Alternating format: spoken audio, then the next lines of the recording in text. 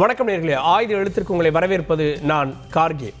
அண்ணா பல்கலைக்கழக வளாகத்தில் மாணவிக்கு ஏற்பட்டிருக்கக்கூடிய வன்கொடுமை தமிழகம் முழுவதும் அதிர்வலைகளை ஏற்படுத்தியிருக்கிறது.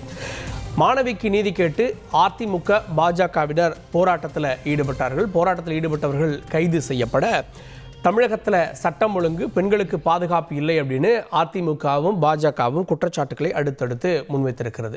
தமிழகத்திற்கே தலைக்குனிவு அப்படின்னு முன்னாள் அமைச்சர் ஜெயக்குமார் கூறுகிறார். இன்னொரு படி மேலே போய் தமிழகத்துடைய இந்த நிலைமையை நினைத்து நாளைய தினம் சாட்டையடி போராட்டம் நடத்த போகிறேன் அப்படின்னு பாஜக மாநில தலைவர் அண்ணாமலை அறிவிக்கிறார். இனிமேல் திமுக அரசை ஆட்சி அகற்றும் வரை காலில் செருப்பணிய மாட்டேன் அப்படின்ற வரை அவர் இந்த குற்றச்சாட்டுக்களை எல்லாம் முன்வைக்கிறார். இன்னொரு புறம்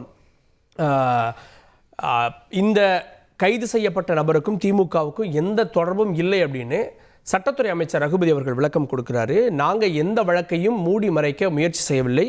இது முந்தைய பாஜக மற்றும் அதிமுக ஆட்சிகள் எல்லாம் என்ன நடந்தது அப்படின்னு ஒரு பட்டியலையே வெளியிட்டிருக்கிறார். குற்றவாளிக்கு விரைவில் தண்டனை பெற்றுத்தருவோம், அப்போது பாருங்கள் அப்படின்னு அவர் கூறுகிறார். உண்மையிலேயே இந்த அண்ணா பல்கலைக்கழக பாலியல் வன்கொடுமையில் தடுக்க தவறியது யார் அப்படின்னு விவாதிக்கிறோம். சிறப்பு விருந்தினர்களோடு நம்முடைய காவல்துறை ஓய்வு பெற்ற எஸ்பி திரு சித்தண்ணன் நிகழ்ச்சிக்கு அவரை வரவேற்கிறேன்.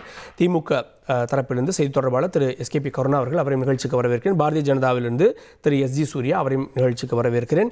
காங்கிரஸ் கட்சியிலிருந்து திரு ஹிதாயதுல்லா மூத்த தலைவர் அவரையும் நிகழ்ச்சிக்கு வரவேற்கிறேன். அதிமுக தரப்பிலிருந்து முன்னாள் அமைச்சர் திருமதி கோகுலேந்திரா அவர்கள் அவரையும் நிகழ்ச்சிக்கு வரவேற்கிறேன். நான் முதல்ல கோகுலேந்திரா அவர்கள்ட்ட ஆரம்பிச்சலாம் அப்படின்னு. இந்த நிகழ்வு நடந்து எஃப்ஐஆர் பதிவு செய்யப்பட்டு அடுத்த நாளே அந்த நபர் கைது செய்யப்பட்டிருக்கார். அதுக்கப்புறம் காவல்துறை ரிமாண்டில் வரிக்க வைக்கப்பட்டிருக்கார். இதற்கிடையில் அவருக்கு மாவு கட்டும் போடப்பட்டிருக்கிறது. இந்த நடவடிக்கை போதுமானதாக இல்லைன்னு நினைக்கிறீங்களா? இப்போ இன்றைய தினம் போராட்டம் நடத்தியிருக்கீங்க. அந்த நபர் கைது செய்யப்பட்டு இன்னைக்கு நீதிமன்ற காவலுக்கே அனுப்பப்பட்டு விட்டார். உங்களுடைய போராட்டம் எதற்கு? அதாவது ஒரு மாணவி தான் படிக்கக்கூடிய ஒரு யூனிவர்சிட்டி பல்கலைக்கழகத்தின் வளாகத்தில் இது மாதிரியான ஒரு பெரிய கொடுமை நடந்திருக்கு. அந்த கொடுமை நடந்திருக்கக்கூடிய விஷயத்தில் நாங்கள் மாவு கட்டு போட்டோம், நீங்களே சொல்கிறீங்க மாவு கட்டு போட்டோம், உள்ளே தள்ளிட்டோம் அப்படிங்கிறீங்க. அந்த பெண் நேரடியாக தைரியமாக இது மாதிரியான குற்ற சம்பவங்கள் இனிமேல் நடக்கக்கூடாது என்பதற்காக அந்த ஒரு அன்பு தங்கை, என்னோட மகள் வயதில் உள்ள அந்த பெண்மணி அந்த பெண் வந்திருக்காங்க. இந்த சம்பவங்கள் ஒரு மாணவ சமுதாயங்கள், மாணவர்கள் போராட்டம் என்று வந்தவுடனே தான் இது மாதிரியான எஃப்ஐஆரும் அவரை தேடி பிடிக்கிறதும் இருக்கு. இப்போ நாங்கள் வைக்கக்கூடியது என்னன்னா, ஒருத்தரை ஞானசேகரனை கைது செஞ்சுருக்காங்க. அவரை திமுகவில் அவர் இல்லை, திமுகவுக்கும் அவருக்கும் சம்பந்தமே இல்லை அப்படிங்கிறத உயர்கல்வித்துறை அமைச்சர் சொல்ல முயல்கிறார். சட்டத்துறை அமைச்சர் அதைத்தான் சொல்கிறாரே தவிர இந்த நிமிடம் வரை முதலமைச்சரோ துணை முதலமைச்சரோ மற்றவர்களோ அந்த பாதிக்கப்பட்ட பெண்ணுக்கு, குடும்பத்திற்கு எந்த அனுதாபமோ அறிக்கையோ சொல்லல. அது பரவாயில்ல. இல்ல, அமைச்சர்கள் சொல்றது திமுகவுடைய குரல், அரசுடைய குரல் தானே. அமைச்சர்கள் சொல்றது இல்ல. இன்னைக்கு சட்டத்துறை அமைச்சர் நீங்க சொல்றீங்க இல்லையா, நாங்க ஆதாரத்தை சொல்றோம். அதாவது துணை முதலமைச்சருடைய பிறந்த தின விழா 170வது வட்டம் சண்முகம், அதாவது கோட்டூர் சண்முகம் வட்ட செயலாளருக்கு நெருங்கிய தொடர்பிலே உள்ளவர். இந்த குற்றவாளியாக இன்றைக்கு கைது செய்யப்பட்டிருக்கக்கூடியவர் சுகாதாரத்துறை அமைச்சர். தினமும் அண்ணா பல்கலைக்கழகத்துக்கு வாக்கிங் போகும்போது அவரோட போகக்கூடியவர்.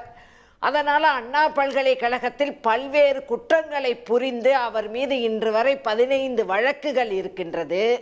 எந்த நடவடிக்கை எடுக்காத ஒரு நபர் மத்திய கைலாஷ் பக்கத்தில் இன்னைக்கு ஆளும் கட்சியாக இருக்கக்கூடிய பிரியாணி கடை நடத்திட்டு மிரட்டிட்டு 15 வழக்குகள் இருக்கக்கூடியவர் எந்த வழக்குகள்? 20 வழக்கு இருக்கு. காவல்துறை ஆணையர் சொல்றாரு 20 வழக்கு இருக்குன்னு. 6 வழக்குகள்ல அவர் குற்றவாளின்னு நிரூபிக்கப்பட்டிருக்கு அப்படின்றாரு. சரி, எந்த நடவடிக்கை எடுக்கப்படலன்றீங்க? 20 வழக்குகள் பதிவு செஞ்சிருக்கோன்றாங்க. இல்லை, என்கிட்ட நிறைய ஆதாரங்கள் இருக்கு, என்னென்ன வழக்குகள் இருக்குங்குது. ஆனால் இன்னைக்கு நான் என்னால் காமிக்க முடியும். டி ஜெயக்குமாருங்கிற ஒரு நோட்டீஸில் இருக்காரு, மாணவர் அணி அமைப்பாளர் இப்படின்னு வரிசையாக நோட்டீஸில் இருக்கு. அவர் வந்து சுகாதாரத்துறை அமைச்சரோட கை குலுக்கி இருக்காரு, துணை முதலமைச்சரோட கூட நிற்கிறாரு. இவர் வந்து வாக்கிங் போகும்போது கூட போனனால அண்ணா யூனிவர்சிட்டிக்கு ஃப்ரீ ஹேண்டாக போகிறாரு, மிரட்டுறாரு. இது மாதிரியான பல்வேறு ஒரு மாணவி தனக்கு பிடித்த ஒரு மாணவரோடு நண்பராகவோ காதலராகவோ அவரோடு நெருக்கமாக பேசிக் கொண்டிருந்ததை கொடூரமாக போட்டோ எடுத்து வீடியோ எடுத்து மிரட்டி அவருடைய ஆடையை களைந்து இந்த மாதிரியான ஒரு விஷயத்துக்கு நேரம் துடிதுடித்திருக்க வேண்டாமா? மணிப்பூருக்கு குரல் கொடுக்கறீங்க, கேண்டில் பிடிச்சி கனிமொழியமா போறாங்க, இவங்க அந்த கருப்பு நடவடிக்கை எடுத்திருக்காங்களா? இந்த நடவடிக்கை போதுமானதா பார்க்கலையா? வேற என்ன பண்ணிருக்க முடியும்? இல்ல அசிங்கமா இல்லையா? ஒரே ஒரு நபர் ரெண்டு நபர்னு அவங்க அந்த மாணவி சொல்றாங்க, மூடி மறைக்க பாக்குறாங்க. எந்த வகையிலும் டிரான்ஸ்பரன்சி இல்ல. இன்னொரு நபர் யாருன்னு காவல்துறை கண்டுபிடிக்க முடியாதா? இன்னொரு நபர் யாரு? இல்ல அப்படி யாரும் இல்லன்னு இணக்கமாக சென்னை காவல் ஆணையர் சொல்றாரு. ஆடிக்கார் காவல் ஆணையர் வந்து இன்னைக்கு அதிமுக வந்து ஆர்ப்பாட்டம் நடத்தக்கூடாதுன்னு வண்டியில இருந்து வேன்ல இருந்து பெண்கள் வந்தவொடனே கூட்டமா இவங்க தெரிஞ்சிடக்கூடாது, நாங்க ஒரு மக்களுக்கு விழிப்புணர்வும் இதை பற்றி தெரிவிக்க வேண்டும் வந்த லேடிஸ் இறங்கும் போதே கைது பண்ணி உள்ள வைக்கிறதுலையும் எங்களை அடக்கிறதுலையும் எங்களை பிடிச்சி உள்ள தள்ளுறதுலையும் இதுல கவனம் செலுத்தி ஆளுங்கட்சிக்கு இன்றைக்கு ஜால்ரா போட்டு அவங்கள காப்பாற்றி அவங்க பேரு வெளியே வரக்கூடாதுங்கிறதுக்கு தான் இன்னைக்கு காவல்துறையும் அதுவும் குறிப்பா கமிஷனர் பண்றாரே தவிர வேற இன்னைக்கு உள்ள நிலைமையில இன்னொருத்தர் நபர் என்னை அடித்து அந்த ஆண் நண்பரை அடித்து பிடித்து இழுத்துட்டு போனார்னா இன்னொரு நம்பரை வந்து ஏன் அவங்க பிடிக்கல, நான் நோட்டீஸ் காமிக்கிறேன் இல்லன்னு வந்து சொல்லட்டும். சட்டத்துறை அமைச்சர் அவர் சார்ந்த மாவட்டத்துல ஆவுடையார் கோயில்ல ஒரு பெண் வந்து நர்ஸ் வந்து இன்னைக்கு திமுகவால மிரட்டப்பட்டு 10 லட்சம் போட்டோ வெளியிடுவேன்னா இவர் அழுத்தம் கொடுத்து நடவடிக்கை அழுத்தம் கொடுத்து குற்றவாளிகள் மீது நடவடிக்கை கூடாதுன்னு சொல்றதுனாலதான் இன்றைக்கு இது மாதிரியான ஒரு மோசமான வன்கொடுமைகள். நீங்க கூட முதல்ல வன்கொடுமை பாலியல் வன்கொடுமைன்னு நீங்க திருத்தம் பண்ணி கேளுங்க. கேட்குறேன் திரு கருணா அவர்கள்ட்ட. இதில் நடவடிக்கை எடுத்தது ஒரு புறம், அது காவல் ஆணையர் விளக்கம் கொடுத்தார், அமைச்சர் விளக்கம் கொடுத்தார். ஆனால் இன்னைக்கு போராடக்கூடிய அதிமுகவோ பாஜகவோ திரு அண்ணாமலையோ ஜெயக்குமாரோ ஆதாரங்களோட சில புகைப்படத்தை காட்டி அரசியல் தொடர்பு இருந்தது, அரசியல் ரீதியான அழுத்தங்கள் இருந்தது அப்படின்ற குற்றச்சாட்டுகளை முன்வைக்கிறாங்க. அதாவது அரசியல் ரீதியாக அழுத்தங்கள் இருந்தது என்பதற்காக நடவடிக்கை எடுக்காமல் இருந்திருக்காங்களா? நடவடிக்கை எடுக்கலை. இது வரைக்கும் போராட்டங்கள் எப்பொழுது பண்ணுவாங்க? திராவிட முன்னேற்ற கழகம் இதே போல் பல போராட்டங்களை அதிமுக ஆட்சியில் இருந்தபோது பண்ணியிருக்கிறது. அப்படி பண்ணியிருக்கும்போது இந்த போராட்டங்கள் எல்லா போராட்டங்களும் ஒரு குற்றச்சம்பவம் நடந்தால் அந்த குற்றச்சம்பவத்தில் விரைந்து நடவடிக்கை எடுக்கவில்லை என்றால், குற்றவாளிகளை கைது பண்ணவில்லைன்னா நிச்சயமாக வந்து எதிர்கட்சிகள் போய் போராடணும், எதிர்கட்சிகள் கேட்கணும். இன்றைக்கி நடந்த எதிர்கட்சிகள் போராட்டம் கூட அவங்க வந்து அம்மையார் சொன்ன மாதிரி கைது இன்னும் செய்யலை, கைது செய்த பிறகு தான் அவங்க எதிர்கட்சிகள் இன்றைக்கி போராட்டமே நடந்திருக்கு. இருந்தாலும் ஒரு எதிர்கட்சியாக அவர்களுக்கு போராடுவதற்கு எல்லா உரிமையும் இருக்குது. இன்றைக்கு பாஜக அதிமுக அண்ணா பல்கலைக்கழகத்தில் போராடிய போராட்டத்தை கூட நான் எந்த குறையும் சொல்லவில்லை. அது தார்மீக நியாயம் இருக்கிறது. ஏன்னா நடந்தது ஒரு மிக தீவிரமான குற்றச்செயல். ஒரு பெண் நம்ம தமிழ்நாட்டில் இதெல்லாம் ரொம்ப அரிதான ஒரு விஷயம். இப்படி ஒரு விஷயங்கள் நடக்கும்போது அதை வந்து நம்ம எல்லா கோட்டர்ஸ்லேருந்து அதை அட்ரஸ் பண்ண வேண்டிய ஒரு முக்கியமான பொறுப்பில் இருக்கும். அதனால் அந்த போராட்டங்களை கூட நம்ம நியாயப்படுத்திக்கலாம். ஆனால் அந்த போராட்டம் எதற்காக அவங்க சொல்கிறாங்கன்னா, அந்த குற்றச்சம்பவத்தை பற்றி இப்போ நம்ம என்ன விவாதிக்கணும்? குற்றச்செயல் நடந்து விட்டது, குற்றச்செயலுக்கான குற்றவாளி பிடிபட்டு விட்டார். அந்த பெண் துணிச்சலாக வந்து அந்த புகார் கொடுக்கலைன்னா இன்னைக்கு அந்த குற்றவாளி வெளியே தான் நடமாடி இருப்பான், இன்னைக்கு நம்ம யாருக்கும் தெரிஞ்சிருக்காது. இதுதான் இன்னைக்கு இருக்கக்கூடிய சூழல். அவர் இவ்வளவு நாள் செஞ்சிருக்காரு அப்படின்னா ஏதோ ஒரு இன்ஃப்ளூயன்ஸ் இருந்தது. இன்னைக்கு அவங்க சொல்றாங்க முக்கிய நபர்களோட எல்லாம் புகைப்படம் அவர் எடுத்து வச்சிருக்காருன்னு வெளியிட்டு இருக்காங்க. இந்த குற்றவாளிக்கு மட்டும் பின் பண்ணி இதுக்கான அரசியல் வரும்போது அதிகம் வர இந்த குற்றவாளி மீது முதல் ஒரு வழக்கு போடப்படுகிறது. எப்ப 2014ஆம் ஆண்டு. இதே போல அண்ணா பல்கலைக்கழகம் உள்ள நுழைந்து கையில வாக்கி டாக்கி மாதிரி ஒரு போன் வச்சுக்கிட்டு அங்க இருக்கிற மாணவர்களை மிரட்டி மாணவிகளை மிரட்டி சில சில்மிஷன் எல்லாம் பண்ணி அவர்கிட்ட செயின் மோதிரம் பறிச்சிருக்கிறான். பறிச்சு எல்லாத்தையும் பண்ணிட்டு ஒரு மாணவியிடம் ஒரு சில்மிஷம் பண்ணியிருக்கும் போது முதல் 2 முறை அவன் தப்பி இருக்கான். மாணவர்கள் பயந்துட்டாங்க. மூன்றாவது முறை எல்லாம் சேர்ந்து அடிச்சு அவனை வந்து காவல் நிலையத்தில் ஒப்படைச்சிருக்காங்க. ஒப்படைச்ச பிறகு காவல் நிலையத்தில் அவன் மீது முதல் வழக்கு போடப்பட்டிருக்கிறது. என்ன வழக்கு? பெண் வழக்கே கிடையாது, வெறும் அந்த இப்ப சொல்ற வழிப்பறி வழக்கு. அதுதான் அவன் மேல போற முதல் வழக்கு. 2014 அப்ப யார் ஆட்சி? யார்? ஜெயலலிதா அம்மையார் முதலமைச்சர். அப்ப அதற்காக இப்ப நம்ம என்ன பேச முடியும்? 2014 இருந்து 2019 வரைக்கும் தொடர்ந்து அவன் மீது 20 வழக்கு போடப்படுகிறது. இந்த 20 வழக்கு அவன் மீது போடப்பட்டதும் அதிமுக ஆட்சியில். இந்த 20 வழக்குல 6 வழக்குகள் இப்போ வந்து அவனுக்கு குற்றவாளியின் நிரூபணமாயிருக்கிறது. இப்போ மறுபடியும் இந்த வழக்கை சுத்தில எடுத்துட்டு போய் குற்றம் செஞ்சுட்டானா ஒருத்தன் அன்னைக்கு இருக்கக்கூடிய ஆளுங்கட்சிக்கு நீங்க வந்து தொடர்பு படுத்தி பார்த்து அரசியல் படுத்துறதுல ஒரு உங்களுக்கு இதுதான் அரசியல். இந்த இப்படிப்பட்ட அரசியல் தான் போயிட்டு இருக்குது. பரவாயில்ல, அந்த ஆதாரத்துக்குள்ளே நான் போல நான் மறுபடியும் சொல்றேன்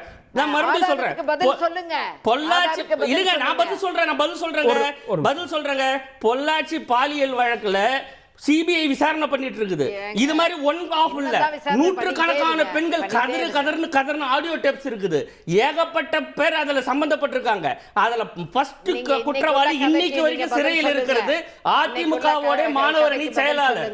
அவன் வந்து அந்த குற்றவாளி வந்து எடப்பாடி கூடயும் பொள்ளாச்சி ஜெயராமன் கூடயும் அங்க இருக்கக்கூடிய எல்லா அதிமுக பிரமுகர்கள் கூட போட்டோ எடுத்துட்டு இருக்காரு. ஆக இதெல்லாம் அரசியல் தான். ஆனா அவன் பண்ண குற்ற செயலுக்கான தண்டனை கிடைக்குதா இல்லையான்னு பார்க்கணும். குற்றவாளி எந்த அரசியல் கட்சியில இருக்கா, யார் கூட போட்டோ எடுத்துட்டு அடிப்படை இதெல்லாம் இப்ப முக்கியமான ஒரு விஷயம் கிடையாது. நீங்க டிவியேட் பண்றீங்க. இன்னைக்கு நடந்தது அந்த பெண்ணோடிக்கு நடந்த அநியாயத்துக்கு நீங்க நியாயம் கேக்குறீங்கன்னா அதுக்கான நியாயத்தை நம்ம நீதிமன்றத்துல மேடம் என்ன கேக்குறேன்னா நீங்க நியாயம் கேக்குறீங்களா அரசியல் பண்றீங்களான்னு கேக்குறேன். அப்ப அந்த கேள்விக்கு நீங்க நியாயம் கேக்குறீங்களா, பாதிக்கப்பட்ட மாணவிக்கு நியாயம் கேக்குறீங்களா அரசியல் பண்றீங்களான்னு கேக்குறேன். கேள்வியை கேட்டா நான் பதில் சொல்றேன். நான் பேசும்போது பேசக்கூடாது. எந்த போட்டோன்னு பேசுறீங்க அப்படின்னா பொள்ளாச்சி வழக்குல நம்ம போட்டோ வச்சு பேசலாமான்னு கேக்குறாரு. தாராளமா பேசுங்க. ஏன் 3 வருஷம் ஆட்சி முடிஞ்சிருச்சு, என்ன நடவடிக்கை நீங்க எடுக்கிறீங்க? எடுங்க. சிபிஐல இருக்கு வரதான் போகுது, பெலிக்ஸ் கேஸ் வரதான் போகுது, எல்லா கேஸ் வரதான் போகுது. நீங்க சிபிஐ கேஸ் இருக்கு. சிபிஐ கேஸ்களுக்கெல்லாம் நாங்க எதிர்கொள்ள தயார் தான். நீங்க முதல்ல சட்டத்துறை அமைச்சர் மாவட்டத்துல ஒரு நர்ஸ் கதறிட்டு இருக்கா, தற்கொலை முயற்சி பண்றா, திமுக காரன் 10 லட்சம் கேக்குறான்னு. சட்டத்துறை அமைச்சர் ஆவுடையார் கோயில்ல அந்த நர்ஸுக்கு நியாயம் கிடைக்கல போன வாரம். அத பத்தி பேசுங்க. மறுபடியும் சொல்றேன், குற்ற செயல் நடந்தால் குற்றவாளி எந்த கட்சியாக இருந்தாலும் யாராக இருந்தாலும்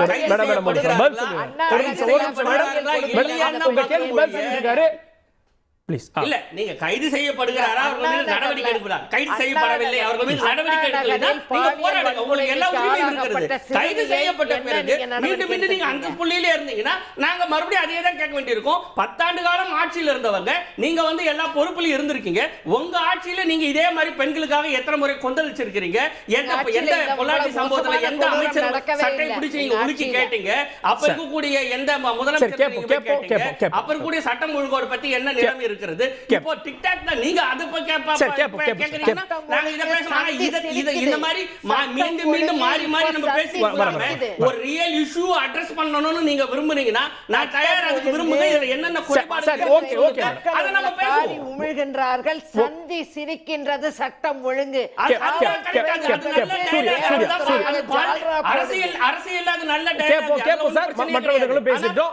மற்றவர்களுடைய முதல் பார்வை ப்ளீஸ். ஓகே திரு சூர்யா, பாஜக இதை அரசியலாக்க முயல்கிறது. இதை தாண்டி இன்னைக்கு வந்து கல்வி நிலையங்கள் முன்னெல்லாம் ஆர்ப்பாட்டம் இதெல்லாம் சொல்றதெல்லாம் வந்து பெண்களுக்கு பாதுகாப்பு இல்லை அப்படின்னு படிக்க வரக்கூடிய பெண்களை முடக்கக்கூடிய எதிர்க்கட்சிகளுடைய சதி அப்படின்னு அமைச்சர் சொல்றாரு.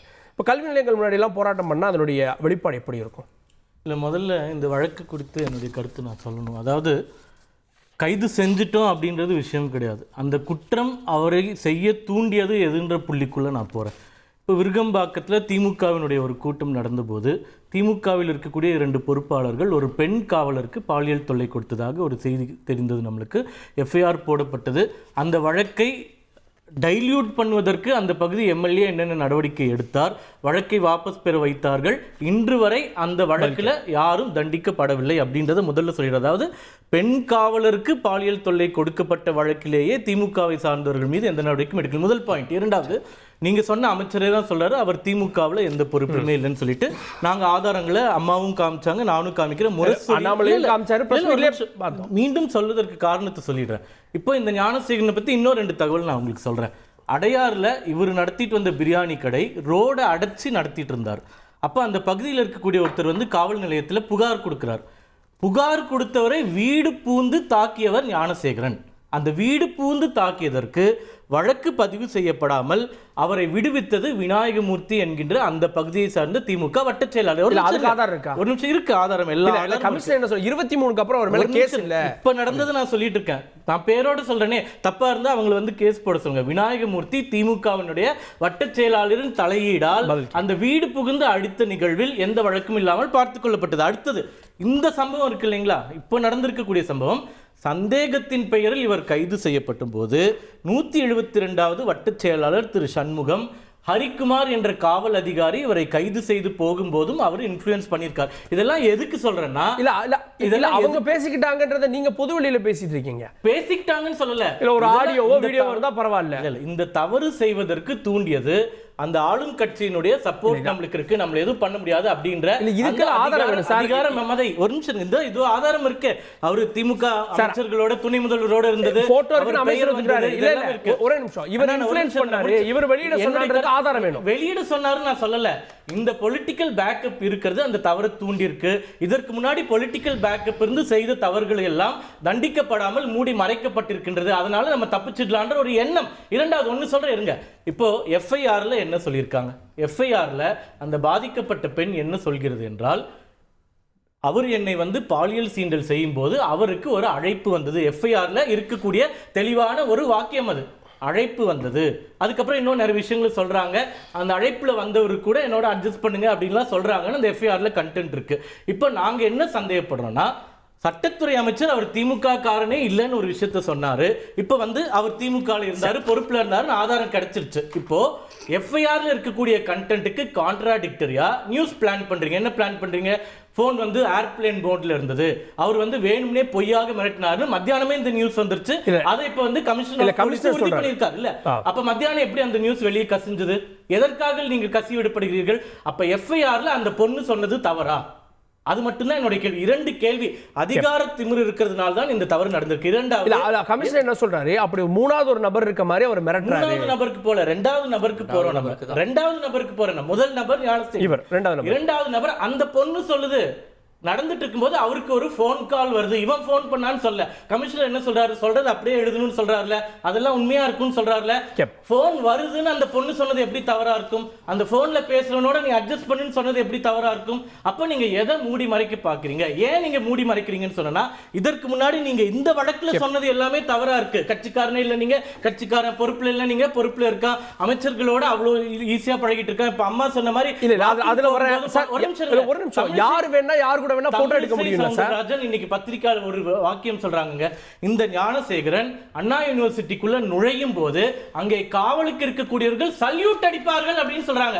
இந்த ஒரு குற்றவாளிக்கு சல்யூட் அடிக்க அளவுக்கு நீங்க இடம் கொடுத்து வச்சிருக்கீங்கன்னா, சரி இன்னொரு கேள்வி கேட்கிறேன். 20 வழக்கு இருக்குன்னு சொல்றாங்களே, 20 வழக்குல இருக்கக்கூடிய ஒருத்தரை எப்படி நீங்க திமுகவில் இவ்வளவு க்ளோஸா வச்சிருக்கீங்க? துணை முதல்வரோட எப்படி நெருக்கமாக புகைப்படம் எடுக்கிறான்? எப்படி அவனுக்கு பதவி கொடுத்தீர்கள்? அப்ப நீங்க கிராஸ் செக் பண்ண மாட்டீங்களா?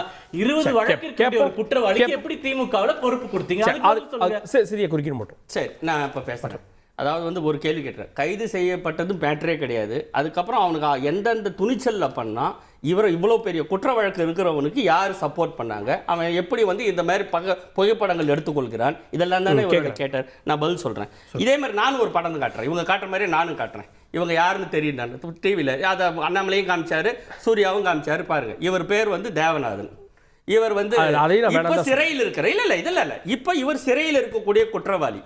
525 கோடி ரூபாய் பொதுமக்கள் பணத்தை நிதி மோசடி பண்ணிட்டு இப்ப சிறையில் இருக்கார். இவர் யார் கூட இருக்காரு? பிரதமர் கூட இருக்காரு.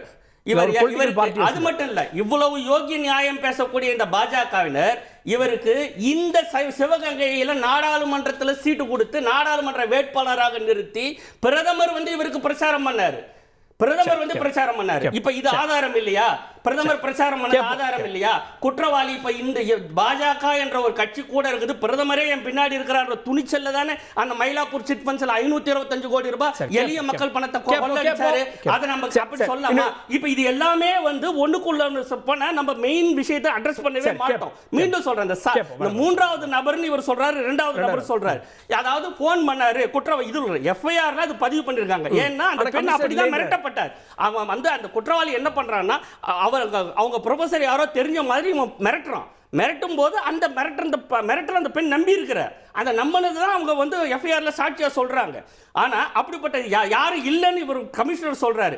அதை எப்படி நம்ம நிரூபிச்சுக்கலாம்? அதை எப்படி நம்ம தெரிஞ்சுக்கலாம்? செயல் ரொம்ப சிம்பிள். எப்படி அந்த குற்றவாளி பிடிபட்டான்? செல்போன் டவர்ல இருந்து பிடிபட்டான். செல்போன் டவர்ல இப்ப எல்லா லிஸ்டும் இருக்கும். அந்த குற்றவாளி அந்த சார்ன்ற ஒருத்தருக்கு போன் பண்ணியிருந்தா அந்த போன் நம்பர் இப்ப இதுல இருக்கும். தொலைத்தொடர்பு மறைக்கிறீங்களான்னு இல்லைங்க, இருந்தா இத கமிஷனர் எப்படி மறைக்க முடியும்? ஏன்னா லிஸ்ட்ல இருக்குமே. அந்த குற்றவாளி போன் பண்ணியிருந்தா அந்த லாக் லிஸ்ட்ல இருக்குமே, அதை மறைக்க முடியாது. கேப்போம் நான் திரு சித்தன் அவர்கள்ட்ட இதில் 2 கேள்விகள் இருக்குது. அடிப்படையில் முதல்ல 20 வழக்குகள் இருக்குது. 6 வழக்குகளில் அவர் வந்து நிரூபிக்கப்பட்டிருக்கார் அப்படின்லாம் வருதுன்றப்போ எப்படி காவல்துறை இவரை கண்காணிக்காமல் விட்டது? இல்லை அந்த மாதிரிலாம் நீங்கள் கண்காணிக்காமல் விடுற மாதிரி அப்படிலாம் இல்லை. இவர் முன்னாடி இருந்தது. இவர் வந்து நிறைய வந்து இந்த சட்ட ஒழுங்கு பிரச்சனை சம்பந்தமான வழக்குகள் இல்லாமல் குற்ற வழக்குகளில் நிறைய சம்மந்தப்பட்டிருக்கார். நிறைய பேர் ரவுடி ஷீட் இருக்குல்ல, அப்படி ஹிஸ்ட்ரி ஷீட் அப்படிலாம் சொல்லிட்டு இருந்தாங்க. அந்த மாதிரி இல்லை, கேடி ஷீட், நோன் டிப்ரடேட்டர்பாங்க. கேடி ஷீட் அதாவது குற்ற வழக்குகள், சொத்து சம்பந்தமான வழக்குகளில் நிறைய சம்மந்தப்பட்டிருக்கார் அப்படின்னு தான் இருக்குது. 2014 அப்புறம் வந்து அந்த மாதிரி சொத்து சம்பந்தமான வழக்குகளில் இவர் ஈடுபடலை. 14 to 19 வரைக்கும் வழக்கு இருக்கு. அதான் அந்த இதில் சாதாரண இந்த மாதிரி சின்ன தராறு இப்படி தான் வந்திருக்கே தவிர ஒன்றும் இல்லை. அதாவது அந்த எங்களுக்கு இந்த போலீஸ் ஸ்டாண்டிங் ஆர்டர், காவல் நிலை ஆணைகள் அது பிரகாரம் 1 மாதத்துக்கு ஒரு தடவை அவர் கண்டிப்பாக செக் பண்ணணும். அதாவது செக் பண்ணால் நேரடியாக போயில்லை, அப்ஸ்டூசிவாக பண்ணவே கூடாது. நாங்கள் மறைமுகமாக இவர் ஏதாவது பண்ணுறாரா அப்படின்னு கண்காணித்து மேற்கொண்டு குற்றச்செயல் செய்ய முடியுமா அல்லது திருந்திட்டாரா என்ன அப்படின்னு சொல்லி நாங்கள் கண்காணித்து மாதத்தில் ஒரு நாள் கண்டிப்பாக இன்ஸ்பெக்டர் அந்த சரித்திர பதிவேடு இருக்கு இல்லையா, நோன் டிபெண்டர் கேடி ஷீட்டில் என்ட்ரி போடணும். நாங்கள் போட்டுட்டு 2 வருஷமாக தொடர்ந்து இதில் போய் ஈடுபடாமல் இருந்தோன்னா அந்த ஷீட்டை க்ளோஸ் பண்ணிடலாம், இவர் நல்லா ஆகிட்டான்னு சொல்லலாம். இடையில ஒரு சில சம்பவங்கள் ஈடுபட்டதுன்னா பண்ண மாட்டாங்க. அப்படி இல்லை, இவர் சந்தேகத்துக்கு கிடையாது மாதிரி இருக்காருன்னு சொல்லி என்ட்ரிலாம் போட்டு தான் அதுக்கு இன்னைக்கு வரைக்கும் அந்த கேடி ஷீட்டையோ ஹிஸ்ட்ரியோ க்ளோஸ் பண்ணவே இல்லை. ஆக்டிவா இருக்கு. ஆனா ஒரு ஆக்டிவா தான் இருக்குது. இன்னும் வச்சிருக்காங்க இன்னும். அதாவது இவங்க மாசத்துல ஒரு நாள் ஒரு ஏரியாவில் ஒரு போலீஸ் ஸ்டேஷன்ல ஒரு 50-30 போலீஸ் ஸ்டேஷன் இருக்காங்கன்னா உங்களுக்கு தெரியும். இப்போ அப்போ இருந்த வேலையை விட இப்போ வந்து எங்களுக்கு பன்மடங்கு வேலை பெருகிருச்சு. அதில் ஒரு மாதத்துக்கு ஒரு நாள் ஒவ்வொருத்தர் பண்ணும்போது மீதி 29 நாள் என்ன பண்ணுறாரு அப்படிங்கிறது ப்ராக்டிக்கலி இம்பாசிபிள். ஓரளவுக்கு ஏதாவது தகவல் வந்தனா உடனே பண்ண முடியும். அதனால் இவங்க பண்ணாமல் விட்டுட்டாங்க, அதனால தான் இப்படி நடந்து போச்சு அப்படிங்கிற சொல்கிறது தவறான ஒரு வாதம். இதில் எல்லா அரசியல் கட்சிகளுமே என்ன பண்ணுறாங்க அப்படின்னா, இதில் ஒரு எதிர்க்கட்சியாக நீங்கள் ஏதாவது நல்ல ஒரு கன்ஸ்ட்ரக்டிவ் சஜஷன் வச்சுருந்தா ரொம்ப நல்லா இருந்திருக்கும். எல்லாமே எதிர்கட்சி மாதிரி, எல்லாமே சண்டை போடுற மாதிரி. நண்பர் கூட சொன்னாங்க, உங்களுக்கு என்ன வேணும், என்ன நியாயம் வேணும், கைது பண்ணணும், நடவடிக்கை எடுக்கணும். நான் கைது பண்ணியாச்சு, நடவடிக்கை எடுத்தாச்சு, இல்லை என்ன சந்தேகம் அதான் சொன்னாங்க. ஆக அரசியல் கட்சிகள் சூழல் அப்படின்றதே அவங்க சேர்த்து இல்லை, அரசியல் கட்சிகள் இதை வந்து தயவு செய்து அரசியலாக பார்க்காமல், விரைவில் ஒரு எலெக்ஷன் வரப்போகுது, அதுக்கு நம்ம இதெல்லாம் வந்து ரொம்ப ஆதாயமாக இருக்கும் அப்படின்னு நம்பி போராட்டம் பண்ணாமல் உண்மையிலேயே ஒரு ஆக்கப்பூர்வமான எதிரி கட்சியாக இல்லாமல் கன்ஸ்ட்ரக்டிவ் ஆக்கப்பூர்வமான ஆலோசனைகளை வழங்கி, இதில் இவன் ஒரு குற்றவாளி ஆகிட்டான் எப்படின்னா, இதில் போலீஸ் மட்டுமா குற்றம் சொல்ல முடியும் அல்லது அரசாங்கத்தை மட்டுமா குற்றம் சொல்ல முடியும்? ஒரு வீட்டில் குழந்தை வளர்க்கும் போது, ஒரு பெண்ணை ஆணை வளர்க்கும் போது, ஆனா எப்போ வேணாலும் வெளியே போடா, எப்போ வேணாலும் வாடா, அவன் ஆம்பளை பையன், ஒன்று நீ போவே கூடாது, செய்யக்கூடாது அப்படின்னு சொல்லி வீட்டில் வளர்க்கும் போதே ஒரு பாகுபாடு பழகுறோம். எந்த அம்மாவோ அப்பாவோ உன்னுடைய தங்கச்சியை பார்க்குற மாதிரி, உன்னை அம்மாவை பார்க்குற மாதிரி, அக்காவை பார்க்குற மாதிரி வெளியே போய் நீ பண்ணணும் அப்படின்னு அம்மா வளர்க்குறாங்களா? ஸோ வீட்டிலேயே பிரச்சனை. ஸ்கூலில் படிக்கிறாங்க, ஸ்கூல் லெவலில் முன்னாடிலாம் காலேஜில் படிக்கிறாங்க, ஒரு நீதி போதனை வகுப்புன்னு சொல்லுவாங்கள்ல, அப்போல்லாம் வந்து பெண்களை மதிக்கணும், கடவுளாக மதிக்கணும்னு சொல்லி பேரை மட்டும் பெண்கள் பெயரை வந்து கடவுள் பேரை எல்லாம் வைக்கிறோம், பாரத மாதாங்கிறோம், நிறைய பேருக்கு வைக்கிறோம். ஆனால் அப்படி பண்ணுறோமா? அது இன்சிஸ்ட் பண்ணுறது. ஆக இது சமூக ரீதியான மாற்றம்ன்றீங்க. நான் என்ன சொல்றேன், இது நடந்த இடம் பாருங்க சார். இப்போ ஒரு யூனிவர்சிட்டின்ற அதான் ஒரு பாதுகாக்கப்பட்ட பகுதி. அதாங்க அதான் கேட்குறாங்க. அதான் ஒரு நிமிஷம் சொல்றேன். இதில் வீட்டில் பெற்றோர்களுக்கும் பொறுப்பு இருக்கிறது, அது மாதிரி சமுதாயத்துக்கும் பொறுப்பு இருக்குது, ஆசிரியர் பெருமக்களுக்கும் பொறுப்பு இருக்குது, சொசைட்டிக்கும் பொறுப்பு இருக்குது, அதே மாதிரி பாலிட்டிஷியன்ஸுக்கு பொறுப்பு இருக்குது. இப்போ நண்பர்கள்லாம் எல்லாம் பேசும்போது பாருங்க ஒரு ஃபோட்டோ இருக்குது அப்படி சொன்னாங்களே, எல்லா கட்சியிலையும் தான் ஃபோட்டோ எடுக்கலாங்க. அதாவது அந்த தலைவர்கள், நான் குற்றம் சொல்ல வரல, அதை எல்லா கட்சியிலுமே ஒரு ரவுடியாக்குறவங்க அல்லது ஒரு மோசமான ஒரு குற்றச்செயலில் ஈடுபட்டவர்கள், அவர்களுக்கு பாதுகாப்பு வேணும், இதை ஒரு ஷீல்டாக வச்சுக்கிட்டா நம்ம போலீஸ் மிரட்ட மாட்டாங்க, ஹராஸ் பண்ண மாட்டாங்க நினச்சிட்டு எல்லாம் பண்ணுறாங்க. ஒரு ஃபோட்டோ எடுத்துட்டா மட்டும் அவர் அந்த கட்சியை சேர்ந்தவர் என்றோ உடனே இவங்க எல்லாரும் சப்போர்ட் பண்ணுவாங்க. இல்லை, இப்போ இன்னைக்கு நண்பர்கள்லாம் வந்திருக்கிறாங்க, எல்லாருமே கொஞ்சம் நெஞ்சில் கை வச்சு, ஆகா இந்த கட்சியில் உள்ள இந்த ஃபோட்டோவில் உள்ள இவர் குற்றம் செஞ்சிருக்காரு, இவர் மோசமானவர், இவரை காப்பாற்ற ட்ரை பண்ணுறாங்க அப்படின்னு ஒரு ஒரு ஒரு புகாரை வைக்கும்போது, அலிகேஷன் வைக்கும்போது, எங்கள் கட்சியில் எந்த ரவுடியுமே இல்லைங்க, எந்த குற்றச்செயலில் ஈடுபட்டவங்களே இல்லைங்க அப்படின்னு மனதார சொல்ல முடியுமா? எனக்கு எல்லா அரசியல் கட்சியுமே கட்சி நடத்துவதற்கு, ஓட்டு வாங்குவதற்கு எத்தனை ரவுடியை வச்சுக்காங்கன்னு பேப்பரில் வைக்க பார்க்குறோம். நம்ம என்னெல்லாம் நீங்களே பார்க்குறீங்க, நீங்களும் விவகாரம் நடத்துறீங்க இல்லையா? தயவு செய்து பண்ண சொல்லுங்க. நான் வந்து என்ன சொல்றேன்னா, ஒரு அரசியல் ஒரு அமைச்சர் இருக்கிறார் அல்லது ஒரு அரசியல்வாதிக்காரன், அது ஏடிஎம்கே இருக்கலாம் அல்லது பிஜேபி இருக்கலாம், கம்யூனிஸ்டா இருக்கலாம், எந்த கட்சியா இருக்கலாம், அது டிஎம்கே கூட இருக்கலாம். கட்சியில் அந்த தொகுதியில் உள்ளவங்க எல்லாருமே ஒரு ஓட்டு போட வரும்போது 10 பேரை கூட கூட்டிட்டு செஞ்சுட்டு அவன் கிரிமினல் பண்ணிட்டே இருக்கலாம். எல்லா விவரங்களும் அந்த கட்சியில் உள்ள தலைமைக்கோ அல்லது முக்கியமானவர்களுக்கு தெரியும் என்று சொல்ல முடியாது. அந்த நேரத்தில் வந்து கூட்டம் நடக்கும், 1000 பேர் வருவாங்க, மாலை விடுவாங்க, டக்கு டக்குன்னு போட்டோ எடுத்து போட்டோவை அவன் மிஸ்யூஸ் பண்ணுவான், அபியூஸ் பண்ணுவான், தப்பே கிடையாது.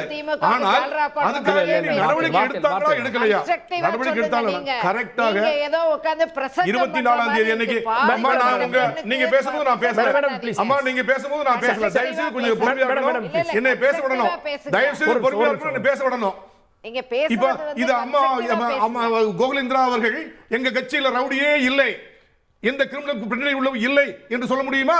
இன்னும் நான் இப்ப சொல்றேன், குற்றத்தின் தன்மையை பொறுத்து தானே சார். ஏங்க இப்ப நான் சொல்றேங்க, ஏறத்தாழ இந்த நம்ம இப்ப இருக்கிற எம்பில கிரிமினலைசேஷன், எம்எல்ஏ எம்பிக்கு ரவுடிக்கும் கிரிமினல் உள்ளவங்களும் சேர்த்து கொடுத்திருக்காங்க. ஏறத்தாழ 444% எம்பி லோக்சபா, அதே மாதிரி 447 33% எம்எல்ஏஸ் நம்ம தமிழ்நாட்டில் குற்றப்பின்னணி உள்ளவர்கள் தான் எலெக்ஷன் ஜெயிச்சு வந்திருக்காங்க. இப்படி குற்றப்பின்னணி உள்ளவர்களுக்கு எம்எல்ஏ கொடுத்துருவாங்களா, எம்பி கொடுத்துருவாங்களா? அதே மாதிரி மற்ற நிறைய குற்றப்பின்னணிகள் சேர்த்துக்காங்க. இல்லைன்னு சொல்லுங்க. நான் இப்போ டக்கு டக்குன்னு ஒரு 10 பேர் சொல்றேன், ஏடிஎம்கே 25 பேர் சொல்றேன், பிஜேபி சொல்றேன், கம்யூனிஸ்ட் சொல்றேன், டிஎம்கே சொல்றேன். தயவு செய்து இப்பமாவது இதை வைத்து அரசியல் செய்யாமல், அரசியல் செய்யாமல் இதுல கரெக்டா வழக்கு பேசுங்க. 24ஆம் தேதி நம்ம மாலை 7:15 நடந்திருக்கு. 24ஆம் தேதி 25ஆம் தேதி அந்த அம்மா போன் பண்றாங்க, 100 கால் தான் கொடுக்குறாங்க. உடனடியாக 4 மணிக்கு இன்ஸ்பெக்டர் போய் வாக்குமூலம் பெற்று வழக்கு பதிவு செய்றாங்க. பெரிய சட்டப்பிரிவுகள் எல்லாம் வழக்கு பதிவு செஞ்சுட்டாங்க. இதுல எல்லாருக்குமே பொறுப்பு இருக்குங்க. சமுதாய அக்கறையோடு தயவு செய்து பேசட்டும். காழ்ப்புணர்ச்சியுடன் அரசியல் செய்வதற்காக, அரசியல் ஆதாயத்துக்காக தயவு செய்து முதல்ல நீங்க ரவுடியை வளர்க்காம நீங்க பண்ணாலே போதும். ஒன்றுக்கும் மேற்பட்ட குற்றவாளி இருக்கு சொல்றீங்களே, அவ யாருமே போலீஸ் வந்து இது பண்ணல. இதே திரு அருண் அவர்கள் கமிஷனர் வந்து இந்த ஆம்ஸ்ட்ராங் கேஸ்ல 6 பேர் அக்யூஸ், 8 பேர் அக்யூஸ் சொன்னாங்க. 10, 15, 20, 26 பேருக்கு அரெஸ்ட் பண்ணலையா? யாரையும் விடலையே. இதுவரை விசாரணையில் ஒருத்தர் தான் கன்ஃபார்ம் ஆகுது, அரெஸ்ட் பண்ணிட்டாங்க. கண்டிப்பாக எல்லா செக்ஷனும் போட்டாச்சு. மேற்கொண்டு விசாரணை தெரியும்னா கண்டிப்பா அரெஸ்ட் பண்ணுவாங்க. யாரையும் மறக்க வேண்டிய அவசியம் இல்லை. லீக் ஆனத பத்தி சார்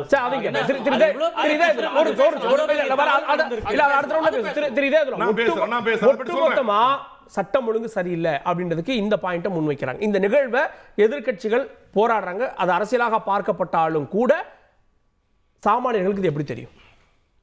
முதல்ல பல பேர் அறியாத ஒரு விஷயம், அண்ணா பல்கலைக்கழகத்துக்கு வேந்தர் யாரு, துணை வேந்தர் யாரு, அதை நியமிச்சது யாரு? அரசு அல்ல. முதல்ல நியமிக்காமல் 2 வருஷம் கழிச்சது யார்? ஒரு நிமிஷம் சொல்லி முடிச்சுக்கிறேன். திரு சித்தனன் அழகா சொன்னார் ஒரு விஷயத்தை. இந்த போட்டோ வந்து எந்த தலைவர்களோட யார் வந்தாலும் எடுத்துட்டு போயிடலாம், உண்மை. அப்ப சாதாரண நபர்கள் என்பது வேறு. ஆனா எம்பியா இருந்து எம்எல்ஏ இருந்து குற்றம் சாட்டப்பட்டவர்கள், அவர்களுக்கு ஆதரவு கொடுக்கிறது யாரு? இப்ப காவல்துறையில் இருக்கக்கூடிய ஒரு பெண்ணை கற்பழிச்சான்னு ஒரு சாதாரண சொல்லப்பட்டதுன்றாரு. இந்த பாருங்க, நான் ஒரு ஆதாரம் சொல்றேன். கடலூர் மாவட்டம் காட்டுமன்னார் கோவிலை சேர்ந்த பெண் காவலருக்கு பாலியல் தொல்லை கொடுத்த கடலூர் மாவட்ட பாஜக ஓபிசி அணி விஜயகுமார். எதுக்கு சொல்ல வர்றேன்னு சொன்னா, ஒரு பெரிய தலைவர்கள், எம்எல்ஏக்கள், எம்பிக்கள் பாலியலில் ஈடுபடுறாங்க. நம்பர் 1. ஒரு நூற்றுக்கணக்கான பெண்களை பாலியல் துன்புறுத்தல் பண்ண ஒருத்தர் கர்நாடகத்தில் எம்பியா நிற்கிறாரு, சீட்டு கொடுக்கறது கூட்டணி பாஜக. அந்த பாஜகவுக்கு பிரதமர் மோடி அந்த நபருக்காக வந்து தேர்தலில் வாக்குறுதி கேட்குறாரு. நான் என்ன கேட்குறேன், ரொம்ப சிம்பிளாக கேட்குறேன். இன்னைக்கு நடந்த ஒரு விஷயத்தில் என்ன நடவடிக்கை எடுத்தாங்க? இதுக்கு முன்ன பொள்ளாச்சி நடவடிக்கை பல மாதங்கள் நடந்ததுக்கு பிறகுதான் நடவடிக்கை வந்து பெருசான பின்னால தான் எடுத்தாங்க. ஆனா ஒரே நாள்ல நடவடிக்கை எடுக்கப்பட்டது. 8 நடவடிக்கை எடுத்திருக்காங்களான்றதை கேட்டோம். நான் என்ன கேட்டேன், பொள்ளாச்சி ஒரு இம்பாக்ட் ஏற்படுத்துச்சு, அது மட்டும் இல்ல. அப்ப இந்த நிகழ்வு இம்பாக்ட் அரசியல் தான் ஏற்படுத்தாதுன்னு நினைக்கிறீங்க? நான் சொல்லி முடிச்சேன். நான் யாரையும் குறுக்கீடு பண்ணல, தயவு செய்து 4 பேரும் குறுக்கிட வேணாம். நான் ஒரு 4 விஷயத்தை சொல்லி முடிச்சுக்கிறேன். அப்ப இன்றைய நிலையை பொறுத்தவரை எவ்வளவு போட்டோ எடுத்திருக்காங்க. ஆருத்ரா கோல்டு வழக்கு, பெரிய தலைவர்கள்லாம் அதில் சம்பந்தப்பட்டவங்களோட இருக்காங்க. எதுக்கு சொல்ல வரேன், அப்ப நீங்க மிகப்பெரிய பொறுப்பு கொடுக்குற ஆளுங்க எம்பி எம்எல்ஏ ஒண்ணும் இல்லைங்க. பில்கிஸ் பானு வழக்கு உங்களுக்கு நல்லா தெரியும். அந்த குற்றவாளிகளை ஆராய்ச்சி எடுத்து கூப்பிடுறது யாரு? சரி, உங்களுக்கு காஷ்மீர்ல ஒரு இளம் பெண் ஆலயத்துக்குள்ள வச்சு பல நாள் கற்பழிக்கப்பட்ட அந்த பெண், அந்த குழந்தைக்கு, அது குழந்தை சிறுமி, என்ன நடந்துச்சு? பாஜக மந்திரி எம்எல்ஏக்கெல்லாம் போய் ஆதரவு கொடுத்து நிற்கிறாங்க. இதைத்தான் நான் சொல்றேன். நீ யாரோ சொல்லப்பட்டது, யாரோ கூடப்பட்டது என்று சொல்லக்கூடிய நிலையில இல்லாம போட்டோ எடுத்ததெல்லாம் ஒரு பக்கம். இன்னைக்கு பிரச்சனை என்ன? இதே இன்னைக்கு போராட்டம் நடந்தது. ஒரு போட்டோ நீங்க பாத்தீங்களா வீடியோல? அதிமுக சகோதரிகளுக்கு பின்னால ஒரு அதிமுக நிர்வாகி பாலியல் சீண்டல் பண்ணிட்டு வர்றாரு. எப்ப? இன்னைக்கு வழக்கு இந்த போட்டோ வந்திருக்கு பாருங்க. ஏதோ வரத வச்சு நம்ம பேச கூடாது சார். அதற்கு எப்படி வேணா சித்தரிக்க முடியும். அப்படியே பிரச்சனை தான் அவங்களே சொல்லிருப்பாங்க. பாஜகவுல ஒரு எம்பி, அந்த எக்ஸ் எம்பியை கூட்டத்தில், பொது கூட்டத்தில் பாஜக தலைவர் ஒருவர் பாலியல் சீண்டல் பண்ணது பார்க்கலையா? நான் என்ன கேட்கிறேன், இன்னைக்கு இந்தியாவில் அதிகமாக பாலியல் சீண்டலில் ஈடுபட்டது யாரு? எத்தனை எம்பி எம்எல்ஏக்கள்? நான் சாதாரண யாரோ ஒருத்தரை சொல்லல. இவர் மேல 2014 இருந்து வழக்கு இருக்கு. அதிமுக ஆட்சியும் பிஜேபி ஆட்சி தான் இருந்துச்சு. அப்ப இவரை ஒழுங்கா சரி பண்ணியிருந்தா இந்த இத்தனை வழக்குகள் அவர் உள்ள போட்டிருந்தா இது நடந்திருக்குமா? அதனால ஏதோ ஒரு போட்டோவை காமிச்சு அது துணைமலைவர் போட்டோ, எம்எல்ஏ போட்டோ, மந்திரி போட்டோன்னு காமிக்கிறத விட அவர் யார்? அவர் சாதாரண ஆளு. ஆனா குற்றம் செய்யக்கூடிய எம்எல்ஏ எம்பி பாஜகவிலும் அதிமுகவிலும் இருக்கிறார்கள் சொல்லும் போது இதை யார் பேசுவது? சரி, கேட்போம். நான் கோகுலேந்திரா அவர்கள்ட்ட, இந்த குற்றவாளிகள் கைது செய்யப்பட்டிருக்காங்க, நீங்க போராட்டம் நடத்திருக்கீங்க, ஆனா இதை மட்டும் வச்சுட்டு ஒட்டுமொத்தமா இந்த அரசு சரியில்லை, ஆட்சி சரியில்லை அப்படின்னு போராடுவது சரியா? அதாவது நீங்க கேட்ட கேள்விக்கு முன்னாடி நான் வந்து சித்தன் சார்கிட்ட சில கேள்விகள் கேட்க விரும்புகிறேன். அவர் முதல்ல என்னை தப்பாக நினைக்கக்கூடாது. கன்ஸ்ட்ரக்டிவாக பேசணுங்கிற வார்த்தையும் கன்ஸ்ட்ரக்டிவாக எதிரி கட்சிகளாக மாறக்கூடாதுன்னு சொன்னதுனால தான் நான் கேட்குறேன். கன்ஸ்ட்ரக்டிவான விஷயத்தை தான் உங்ககிட்ட நான் எதிர்பார்த்தேன். ஆனால் நீங்கள் கன்ஸ்ட்ரக்டிவாக இல்லாமல் நீங்கள் அந்த மாதிரியான விஷயங்களே இல்லாத நிறைய பேசுனீங்க. நான் கேட்குற ஒரே ஒரு சின்ன கேள்விகள். இந்த அண்ணா பல்கலைக்கழக வளாகத்தில் கண்டிப்பாக சிசிடிவி ஃபுட் எல்லாமே சர்வேலன்ஸில் தான் இருந்திருக்கும். ஆளுநர் மாளிகையில் குண்டு வெடிப்பு, குண்டு தூக்கி போட்டான்னா உடனே ஃபுட்டேஜை உங்கள் காவல்துறை உடனே ரிலீஸ் பண்ணீங்க. ஆனால் இப்போ அது பழுதாயிருக்கு அப்படின்னு சொல்கிறீங்க. அந்த ஃபோனு யாரோ வந்தது அப்படின்னு அந்த பொண்ணு சொல்லுது. எந்த சாரு, ஆடி காரில் யார் வந்தா அப்படிங்கிற மாதிரியான எந்த விஷயங்களை பற்றின எந்த இதுவுமே சொல்லலை. அடுத்தது, ஒரு ஃபோட்டோவில் இருந்ததுனாலையோ ஒரு நோட்டீஸில் இருந்ததுனாலையோ அவன் இப்படி எந்த கட்சியில் இல்லையா அந்த கட்சியில் இல்லை அந்த அர்த்தத்தில் சொல்லலை. சட்டத்துறை அமைச்சர் இவன் திமுகவுக்கும் இவனுக்கும் சம்மந்தம் இல்லைன்னு ஒன்று சொல்கிறாரு. இவன் குற்றம் செய்யக்கூடிய ஒரு தைரியம் என்னன்னா, அந்த வட்ட செயலாளர், அந்த கவுன்சிலர், அந்த வார்டில் உள்ளவங்க, அங்கே உள்ளவங்களோட ஒரு ஃபோட்டோ எடுக்கிறது. இப்போ எத்தனையோ பேர் நாங்கள் கூட வரோம், ஒரு செல்ஃபி எடுக்கலாம், ஒரு ஃபோட்டோ எடுக்கலான்னு எடுக்கிறாங்க. நல்லவனா கெட்டவனான்னு தெரியாமது, அதுக்காகவே அவனை எங்களோட எடுத்ததுனாலன்றது எங்களுக்கும் தெரியும் அந்த நியாயங்கள். ஆனால் இந்த தைரியங்களை வைத்து ஒரு இடத்த மறைச்சு பிரியாணி கடை நடத்தி அதை வருமானங்கள் வச்சு இன்னைக்கு நோட்டீஸில் அவன் பெயரை போடுறாங்க, நிறைய இன்ஃப்ளூயன்ஸ் வருது. அதுக்கு நீங்கள் ஒரு கன்ஸ்ட்ரக்டிவான ஒரு ஆலோசனைகளை, இத்தனை வழக்கு இருக்கக்கூடியவர், இத்தனை குற்றம் புரிந்து இன்னும் வழக்குகளே இருக்கக்கூடியவர், இன்னைக்கு எப்படி நம்ம வந்து இந்த தைரியத்தில் தான் அவன் போய் இது வந்து ஒரு ஹேபிச்சுவல், இது உங்களுக்கு நல்லா தெரியும். அண்ணா யூனிவர்சிட்டியில் உடனே போய் உடனே இருட்டுக்குள்ளே போய் எடுத்து முடியாது. அப்போ he has been committed again and again repeat பண்ணினது. இன்னைக்கு இந்த பொண்ணு வெளியே வந்து தைரியமாக சொன்னதுனால அவனை பற்றி வெளியே வந்திருக்கு. ஸோ வி ஆல் டுகெதர் அந்த பொண்ணுக்கு ஒரு நியாயம் கிடைக்கணும். அந்த பொண்ணுக்கு நீங்கள் கேஸ் போட்டு வழக்கு போட்டு விசாரணைங்கிறத விட இனிமேல் இப்படிப்பட்ட ஒரு சம்பவம் நடக்கக்கூடாதுங்கிறதுக்காக as an retired police officer, former officer, நீங்கள் அதுக்கு ஒரு பதில் சொல்லுங்கள். நீதிமன்ற வளாகத்தில் வாசலில் ஒருத்தனை வெட்டி கொள்றான். அங்கே ஒரு கள்ளக்காதல், அதுன்னு தர்மபுரியில் ஒரு வக்கீல் கோர்ட்டு போடும்போதே வெட்டி மூஞ்சிக்கு நேராக ஒரு குமஸ்தா தான் பொண்டாட்டியை சீண்டுனான்றதுக்காக வெட்டி கொள்றான். இதுக்கெல்லாம் நீங்கள் ஒரு கன்ஸ்ட்ரக்டிவான ஆலோசனையை கவர்மெண்ட்டுக்கு கொடுத்தீங்கன்னா, சட்டம் ஒழுங்கை பாதுகாக்கணும்னு கொடுத்தீங்கன்னா it will be well and good. இதுக்கு அடுத்தது இது அண்ணா நகரில் ஒரு பொண்ணு, சின்ன பொண்ணு, அதுக்கு ஒரு பாலியல் வன்கொடுமை 4-5 பேரால் நடக்குது. அதை பற்றி கம்ப்ளைண்ட் கொடுக்க அந்த அம்மா வந்து கொடுத்தா கூப்பிட்டு மிரட்டி, அதுவும் ஒரு பெண் போலீஸ் இன்ஸ்பெக்டரை மிரட்டி சமாதானம் பண்ணி அனுப்பிச்சாங்களே. வாட் இஸ் யுவர் கன்ஸ்ட்ரக்டிவ் இந்த கவர்மெண்ட்ல டிஎம்கே கேட்கிறேன். நீங்க வந்திருக்கீங்களே, இது மாதிரியான ஒவ்வொரு விஷயங்களும் அறிக்கை விட்டோம், கண்டன குரல் போராட்டம்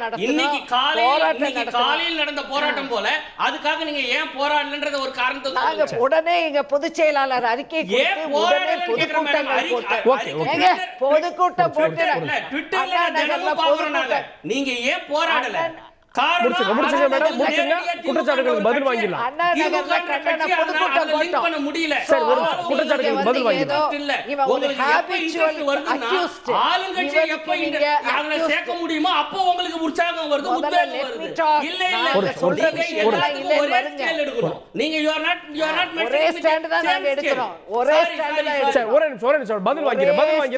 எல்லாத்துக்குமே எடுத்துக்கிறோம்.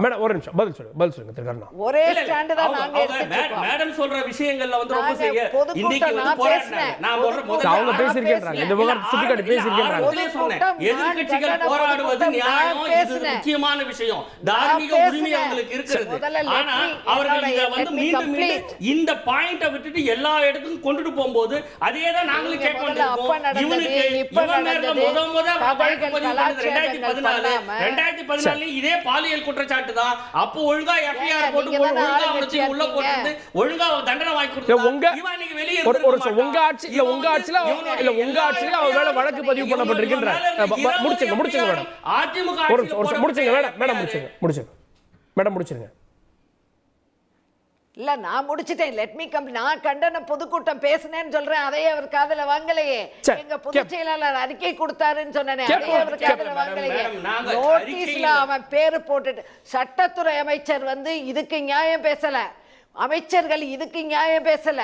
இவன் திமுக காரன் இல்ல, இவன் திமுக காரன் இல்லன்றதுனாலதான் நாங்க நோட்டீஸை கொண்டு வந்து காமிச்சமே தவிர எங்கள் நோக்கம் இவன் திமுக காரன் இல்ல. அந்த பாதிக்கப்பட்ட பெண் அவன் அரெஸ்ட் பண்ணி உள்ள வச்ச அப்புறம் தான் இந்த திமுக இல்லன்னே சொல்றாரு. அரெஸ்ட் பண்ணாம சொல்லல, அரெஸ்ட் பண்ணியாச்சு, அவனை தூக்கி உள்ள போட்டாச்சு. அவன் எந்த கட்சியா இருந்தாலும் நாங்க திமுகன்னு சொல்றோம். அந்த தைரியத்துல இவன் தொடர்ச்சியா பண்ணிருக்கா. இன்னைக்கு அந்த பொண்ணு வெளியே வந்ததால இவனை பத்தி வெளியே வந்திருக்கு. ஓகே திரு சித்தன், எஃப்ஐஆர் எப்படி வெளியே வந்தது அப்படின்ற சந்தேகத்தை அரசியல் ரீதியாவே எழுப்புறாங்க.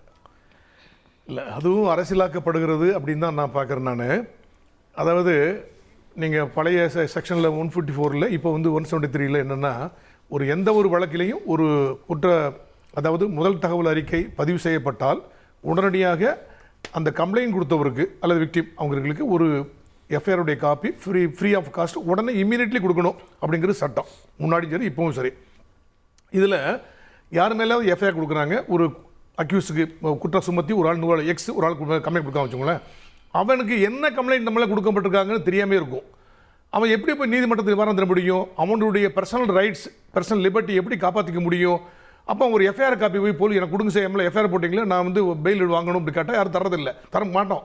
ஏன்னா அவன் நீதிமன்றத்தில் போய் நீ வாங்கிக்கோ அப்படின்னு சொல்லிடுவோம் நாங்கள். அப்படிப்பட்ட சூழ்நிலையில் தான் 2016 youth bar association youth bar association of India versus union of India அப்படிங்கிற ஒரு கேஸில் உச்சநீதிமன்றம் என்ன சொல்லிச்சு அப்படின்னா, இனிமேல் அக்யூஸ்டுக்கும் எஃப்ஐஆர் காப்பி கொடுக்கணும். அது எப்படி கொடுக்கலாம்னா, நீங்க உங்களுடைய வெப்சைட்ல அல்லது உங்களுடைய ஆத்தரைஸ்டு அந்த வெப்சைட்ல போலீஸ் சைட்ல நீங்க உடனே அப்லோட் பண்ணணும். வித்தின் 24 ஹவர்ஸ் சிட்டில மப்ஸ்ல இருந்தனா ஒரு 40 to 72 ஹவர்ஸ்ல நீங்க அப்லோட் பண்ணணும். ஆனால் எல்லா வழக்குகளிலும் நீங்க பண்ண வேண்டிய அவசியம் இல்லை. எக்ஸப்ட் பாலியல் ரீதியான குற்றங்கள், அதாவது பாலியல் வல்லுறவு வழக்குகள், பாக்ஸோ ஆக்ட் இருக்கு இல்லையா, குழந்தைகளுக்கு எதிரான பாலியல் குற்றங்கள் அதுல சம்பந்தப்பட்ட வழக்குகள், இன்சர்ஜென்சி பிளஸ் டெரரிசம், இப்படிப்பட்ட வழக்குகள்லாம் ரொம்ப ரகசியம் காக்கப்பட வேண்டிய வழக்குகள். அதுல நீங்க அப்லோட் பண்ணாதீங்க, யாரையும் பண்ணாதீங்க. மற்ற சில சென்சிட்டிவ் வழக்குகள் கூட நீங்க பண்ணாதீங்க. அப்படி மற்ற சென்சிட்டிவ் வழக்கு எது அப்படிங்கிறது ஒரு டிஎஸ்பி அந்தஸ்துக்கு குறையாத ஒரு அலுவலர் முடிவு இந்த வழக்குல எப்படி அப்படி upload சொல்லி பண்ணப்பட்டுச்சு? சுப்ரீம் கோர்ட் சொன்னது. இந்த வழக்குல இது பாலியல் ரீதியான ஒரு பாலியல் வல்லுறவு வழக்கு, வன்கொடுமை வழக்கு சொல்றீங்க இல்லையா, வல்லுறவு வழக்கு, ரேப் கேஸ், அப்படிப்பட்ட வழக்குல எந்த ஒரு நாங்க ஒரு எஃப்ஐஆர் போட்டோம்னா உடனடியாக சிசிடிஎன்எஸ் சொல்லுவோம், கிரைம் கிரிமினல் ட்ராக்கிங் சிஸ்டம் அப்படின்னு சென்ட்ரலைஸ்ட் ஆல் ஓவர் இந்தியாவில் எல்லா போலீஸ் ஸ்டேஷனையும் இணைச்சு மத்திய அரசாங்குடைய ஒரு சாஃப்ட்வேர். முன்னாடி இந்தியன் பீனல் கோட் அப்படின்னு இருக்கும் முன்னாடி, இப்போ பாரதிய நியாய சங்கீதா, அதே மாதிரி பாரதிய நகரிக் சுரக்ஷா சங்கீதா அப்படின்னு சொல்லி கிரிமினல் ப்ரொசீஜர் கோட் மாறிடுச்சு. இந்த இதை அப்லோட் பண்ணும்போது அந்த ஐபிசி அல்லது பாரதிய ஒரு கிரிமினல் ப்ரொசீஜர் கோட் என்பது இப்போ பாரதிய நியாய சங்கீதா, பாரதிய நகரிக் சுரக்ஷா சங்கீதா வரும்போது ஒரு கிளிச் ஆகி என்ன இந்த மாதிரி வழக்குகளில் முன்னாடி ஆட்டோமேட்டிக்கா எனக்கு போட்ட உடனே அது டிசேபிள் ஆயிரும். அது வந்து அவங்க என்ன செக்ஷனை நோட் பண்றாங்கன்றத பொறுத்து அந்த மாதிரி ஆட்டோமேட்டிக்கா அப்படி வச்சிருக்கோம். அப்படிதான் இருக்கு, அவங்க பண்ணிருக்காங்க, கவர்மெண்ட் ஆஃப் இந்தியா பண்ணிருக்காங்க. அது வராது. அப்ப மத்த பப்ளிக் பார்க்க முடியாது, ஆனா நீதிமன்றம் பார்க்க முடியும், போலீஸ் பார்க்க முடியும், வேற யாரும் பார்க்கவே முடியாது. அப்படிப்பட்ட ஒரு கிளிச்ல இப்போ காம்பேட்டிபிலிட்டி வராம இப்போ புதுசா மாத்தின பாருங்க, ஐபிசி என்பது பாரதிய நியாய சங்கீதா, சிஆர்பிசி என்பது அப்படி வரும்போது ஒரு கிளிச்ல அது வந்து வெளியே வந்துருச்சு. அதனாலதான் இப்ப நோக்கத்தோடு திட்டமிட்டு செய்யல அப்படின்னு கமிஷனர் சொல்லிட்டு இருந்தாலும் செக்ஷன் 228A ஐபிசில ஒரு பாலியல் ரீதியான குற்றத்தை சம்பந்தப்பட்டவருடைய பெயரையோ விலாசத்தையோ அல்லது அதை நோக்கி இட்டு செல்கின்ற தகவலையோ பதிவு செய்தால் பழைய ஐபிசி 228A இப்போ பாரதிய நியாய சங்கீதா 72 பாக்ஸோ ஆக்ட் செக்ஷன் 35 அவங்களுக்கு பனிஷ்மெண்ட் உண்டு, மினிமம் 2 years காக்னிசபிள் அஃபென்ஸ். அதனால இப்ப போலீஸ் என்ன பண்ணாங்க, நாங்க ஒரு கிளிச் இருக்குன்னு நாங்க சொல்றோம், ஒருவேளை காவல்துறையில அல்லது நீதிமன்றத்தில் யாராவது அது வெளியிட்டு இருந்தாங்கன்னா அதனால ஒரு எஃப்ஐஆர் பதிவு செய்யறதுன்னு சொல்லி அதை நோக்கி ஒரு முதல் தகவல் அறிக்கை பதிவு செய்து விசாரித்துக் கொண்டிருக்கிறார்கள். சப்போஸ் ஒரு போலீஸ் ஆபீசரே அது வெளியே விட்டுருந்தாங்கன்னா, நெக்லிஜென்டா விட்டுருந்தா கூட they are liable, கண்டிப்பா அரெஸ்ட் பண்ணுவாங்க, ஆக்ஷன் எடுப்பாங்க. ஆனால் இப்போதைய அந்த ஒரு முகாந்திரம் அதற்கு இல்ல. இப்போ ஒரு ஆரம்ப கட்ட விசாரணையில் சாஃப்ட்வேர் கிளிச் மாதிரி தெரியுது, ஆனா விசாரணை நடந்து கொண்டிருக்குது. திரு இங்க இந்த பாதிக்கப்பட்ட பெண் இந்த பிரச்சனையை பத்தி பேசுறப்போ அண்ணாமலை அவர்கள் வந்து நான் சாட்டையடி போராட்டம் நடத்துவேன், காலனியை இனிமே கழட்டிடுவேன் அப்படின்றது இது முற்றிலும் அரசியல் மயமா பார்க்கப்படாதா? பிரச்சனைக்கு குரல் கொடுக்குறாரா இல்ல இதை பொலிட்டிக்கலா அவர் எடுத்து மைலேஜ் ட்ரை பண்றாரான்னு வரும்? இல்லை, கன்ஸ்ட்ரக்டிவாக பேசுங்கன்னு சொல்லும்போது கன்ஸ்ட்ரக்டிவாக எது பேசினாலும் இவங்க காதில் வாங்கிக்கிறதே இல்லையா. இப்போ உதாரணமாக அண்ணா யூனிவர்சிட்டியில் சிண்டிகேட் மெம்பராக திரு உதயநிதி ஸ்டாலின் அவர்கள் 2021 நியமிக்கப்பட்டார். 3 ஆண்டுகள் அந்த பதவியில் இருந்தார். ஒரு சிண்டிகேட் மீட்டிங்கில் கூட கலந்துக்கலன்னு சொல்கிறாங்க. இப்போ சிண்டிகேட் மெம்பர்ஸோட ரெஸ்பான்சிபிலிட்டிஸில் அட்மினிஸ்ட்ரேஷனும் ஒரு முக்கியமான ரெஸ்பான்சிபிலிட்டி. இப்போ இவ்வளோ கேமராஸ் வந்து வேலை செய்யலை அப்படின்னு சொல்கிறாங்கன்னா அதற்கு யார் பொறுப்பு? அப்போ அங்கே இருக்கக்கூடிய சிண்டிகேட் மெம்பர்ஸ்லாம் அவர்களுடைய கடமைகளை சரியாக செஞ்சாங்களா? இந்த மாதிரி பல கேள்விகள் வந்துக்கிட்டே இருக்குது. அப்போது நீங்கள் அது வேலை அதாவது அவர் பிஸியாக இருக்கார் நீங்கள் எடுத்துக்கிட்டா கூட, இல்லை இவரே கூட நீங்கள் சிண்டிகேட் மெம்பராக அப்பாயின்ட் பண்ணி அந்த வேலையை நல்லபடியாக பண்ணியிருப்பாங்க. அதே மாதிரி போலீஸ் ஃபோர்ஸ் வந்து எந்த வகையில் ஸ்பெண்ட் செய்யப்படுகிறது? இப்போ வந்து என்ன அரெஸ்ட் பண்ணுறதுக்கு ஒரு அரசியல் வழக்கு போட்டாங்க, 200 காவலர்கள் வந்தாங்க. சமீபத்தில் ரங்கராஜன் நரசிம்மன் அவர்கள் கைது செய்யப்பட்ட போது 50 காவலர்களை அவர் வீடு ஏறி குதிச்சு போகிறாங்க, இவ்வளோ காவலர்கள் அனுப்புகிறாங்க. இந்த மாதிரி பொலிட்டிக்கல் விஷயங்களுக்கு நீங்கள் போலீஸ் ஃபோர்ஸை இவ்வளோ என்கேஜ் பண்ணுறதுனால உண்மையான குற்றங்களை கண்டுபிடிக்க முடியாமல் போயிடுது. இல்லை அங்கே வந்து தவறுகள் நடக்கல. அன்னைக்கே விசாரிச்சு நடத்தினால் கைது பண்ணியிருக்காங்க. இதில் தொய்வு இருக்குன்னு நினைக்கிறேன். அன்னைக்கே அரெஸ்ட் பண்ணிட்டாங்க. சாயந்தரம் 4 மணிக்கு எஃப்ஐஆர், 7 மணி 7:30 மணிக்கு இல்ல அடுத்த நாள் தான் அரெஸ்ட். அடுத்த நாள் தான் முதல் நாள் அவர் கூப்பிட்டு விசாரிச்சு சந்தேகத்தோட எழுதி அனுப்பிட்டோம் அப்படின்றார் கமிஷனர். நீங்க மட்டும் ஆளாளுக்கு ஏதாவது கமிஷனர் சொன்னல முதல் நாளே அவனகிட்ட இருந்து மொபைல் போன்ல ரிட்ரீவ் பண்ணிட்டாங்க, எல்லாத்தையும் இது பண்ணிட்டாங்க. அந்த மொபைல் போன்ல இருக்கிற ஆதாரங்களை எடுத்து கன்ஃபார்ம் பண்ணி சிசிபில கொடுத்து கன்ஃபார்ம் பண்ண அப்புறம் மறுநாள் காலைல எஃப்ஐஆர் போட்டு அரெஸ்ட் பண்ணிட்டாங்க. இப்போ இன்னொரு பெண்ணும் இதே மாதிரி சனிக்கிழமை அளவு பாலியல் தொல்லை கொடுக்கப்பட்டது இதே நபரால் அப்படின்ற குற்றச்சாட்டு வந்திருக்கு.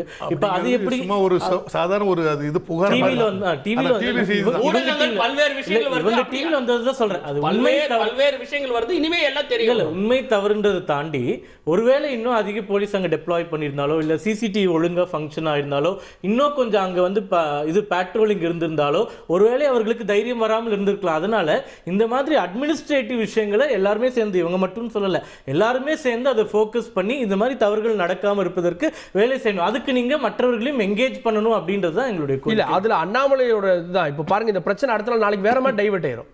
சாட்டையால அடிச்சுக்க போறாரு, காலையில இவ்ளோ லாக்னாஸ் இருக்குங்க. கமிஷனரே என்ன சொல்றாரு, பிரச்சனையை பேசுங்க, அத வேற பரிணாமத்துக்கு கொண்டு போய் வேற மாதிரி சார்ஜ்னு சொல்ல முடியாது. இப்ப என்ன தண்டனை வாங்கி கொடுக்குறீங்க, இன்னொருத்தங்க இன்வால்வ் ஆயிருக்காங்க, அது நாங்க ஃபாலோ பண்றோம். நான் என்ன சொல்றேன்னா, இப்ப எஃப்ஐஆர் லீக்ன்றது அப்படியே கடந்து போக முடியாது. அந்த பெண்ணினுடைய வாழ்க்கையே பிரச்சனை ஆயிடுச்சு. கமிஷனரே சொல்றாரு நாங்க நடவடிக்கை எடுப்போம்னு சொல்லிட்டு. அப்போ இவ்ளோ சென்சிட்டிவ் கேஸ்ல எப்படி வெளியே வந்தது, அதுல உள்ள ஏதாச்சும் பிரச்சனை நடந்ததா, அதுல வேற ஏதாச்சும் அரசியல் இருக்கா, இந்த மாதிரி கேள்விகள்லாம் வருது. நீங்களே அது எல்லாத்துக்கும் தெளிவா பதில் சொல்லிட்டீங்கன்னா பிரச்சனை. அண்ணாமலை இங்க நியாயம் கிடைக்காது, அதனால நான் என்ன நானே இதுக்கெல்லாம் நான் பதில் சொல்ல வேண்டியிருக்கிறேன், நான் சாட்டையில் அடிச்சுக்கிறேன், இன்னும் சொல்லணும்னா இந்த ஆட்சி போற வரைக்கும் கால் நினைய மாட்டேன் அப்படின்ற இந்த ஆண்டு இறுதியினுடைய ஒரு காமெடி பாஜக தலைவர் அண்ணாமலையுடைய காமெடி. ஒரு காவல்துறையில் இருந்து வந்த ஒரு கட்சி தலைவர் என்ன செஞ்சிருக்கணும், இதில் என்னென்ன வகையில் இந்த குற்றவாளிக்கு தண்டனை பெற்றுக் கொடுக்கணுங்கிறது அதை பற்றி சொல்லியிருக்கணும், என்னென்ன செக்ஷன் சொல்லியிருக்கணும், இன்னும் இவரை குண்டர் சட்டத்தில் போடணுங்கிறத சொல்லியிருக்கலாம். அதை விட்டுட்டு இன்றைக்கு இது போன்ற ஒரு காமெடித்தனமான வேலை செய்வது தவறு. இதில் நீங்கள் யோசிச்சு பாருங்கள், தம்பி சூர்யா சொல்கிறாரு சிண்டிகேட் மெம்பருக்கு நிறையா பேர் இருப்பாங்க, உதயநிதி இருந்தார் அவர் வரல போலேங்கிறாரு.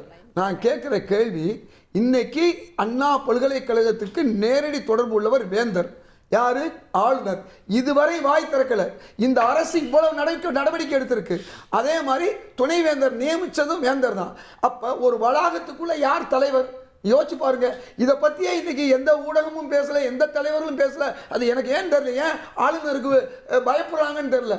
எதுக்கு சொல்ல வரேன்னா, இப்படிப்பட்ட ஒரு சூழல்ல இந்த பெண் மட்டும் இந்த நான் தன்னுடைய மானம் போனாலும் பரவாயில்லைன்னு புகார் கொடுக்கலாம். என்ன நடந்திருக்கும் பாருங்க.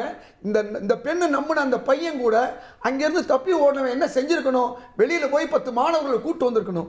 ஆக தனக்கு ஒரு ஆணாதிக்க, தனக்கு ஒரு பிரச்சனை வந்துரும் நினைச்சான். அந்த பெண்ணுடைய பாதிப்பை பற்றி சிந்திக்கல. அதனால நீங்க எல்லா விஷயங்களையும் நம்ம சுற்றி பார்க்கும் பொழுது இன்றைக்கு இந்த போன்ற குற்றவாளிகளுக்கு காரணம் என்னன்னா, 2014 இருந்து 2021 வரை ஆட்சியில் இருந்த அதிமுக கட்டம் கட்டியிருந்தா இன்னைக்கு மாவு கட்டு போட வேண்டிய அவசியம் இல்லை. இந்த ஆட்சி வந்து உடனே நடவடிக்கை எடுத்திருக்கு, மாவு கட்டு போட்டிருக்கு. ஆனா போய் 9 வருஷமா அவனை பாதுகாத்தது அதிமுக ஆட்சி, மேல இருந்து பிஜேபி ஆட்சி. இப்படிப்பட்ட தவறு, ஏன்னா பிஜேபிக்கு அங்கே தலைவர்களே தப்பு செய்யறாங்க. நீங்க உங்களுக்கு தெரியுமா, யுவ மோர்ச்சா தலைவர் யோகி ஆதித்யநாத் வேண்டியவர், அவர் மேல பல பாலியல் குற்றச்சாட்டு இருக்கு, இன்னைக்கு வரை நடவடிக்கை எடுக்கல. என்ன காரணம்? அப்ப இன்றைக்கு பல்வேறு குற்ற வழக்குகளில் அவங்க ஈடுபட்டாலும் அவர்களை காப்பாற்றுவதற்கு வாஷிங் மிஷின் அரசு மேல இருக்கிறத நம்ம பார்த்தோம். அதிமுக ஆட்சியில பல குற்றங்கள், வெளிநாட்டு பெண்களை கற்பழிப்பதெல்லாம் நம்ம பார்த்தோம். ஆனா என்ன நடந்துச்சு, ஒரு தீர்வு எப்ப கிடைக்கும், தண்டனை எப்ப கிடைக்கும்? தூத்துக்குடி துப்பாக்கி சூடுவே நான் தொலைக்காட்சியில தான் பார்த்தேன்னு சொல்லக்கூடிய முதல்வர் இருந்த காலம் வேற. இன்னைக்கு